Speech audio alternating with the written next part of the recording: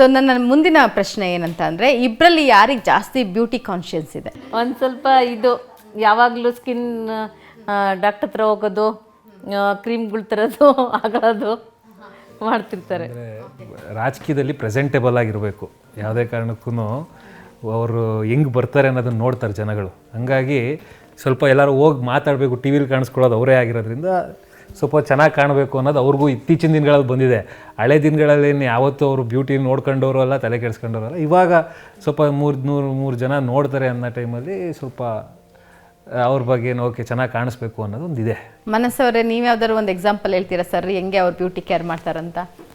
ಅದೇ ನನ್ನ ತಮ್ಮ ಹೇಳ್ದಂಗೆ ಅವ್ರು ಸ್ವಲ್ಪ ಅದೇ ಸ್ಕಿನ್ ಅಂದರೆ ಅಪ್ಪಾಜಿಗೆ ಅವ್ರು ಕಾಂಟ್ರಾಕ್ಟ್ ಮಾಡಬೇಕಾದ್ರೆ ಫುಲ್ ಕಂಪ್ಲೀಟ್ ಸ್ಕಿನ್ ಟ್ಯಾನ್ ಆಗಿತ್ತು. ಸೊ ಆ ಟ್ಯಾನ್ ಆಗೋಕ್ಕೆ ಅಂತ ಹೋಗಿದ್ದು, ಅದು ಹಂಗೆ ಕಂಟಿನ್ಯೂ ಆಗಿದೆ. ಈಗಲೂ ನಾವು ಅವ್ರಿಗೆ ಹೇಳೋದು ಒಂದೇ, ಅದ ಸ್ವಲ್ಪ ಸ್ಕಿನ್ಗೆ ಅಪ್ಲೈ ಮಾಡೋ ಕ್ರೀಮ್ಸ್ ಎಲ್ಲ ಕಮ್ಮಿ ಮಾಡಿ ಅಂತ.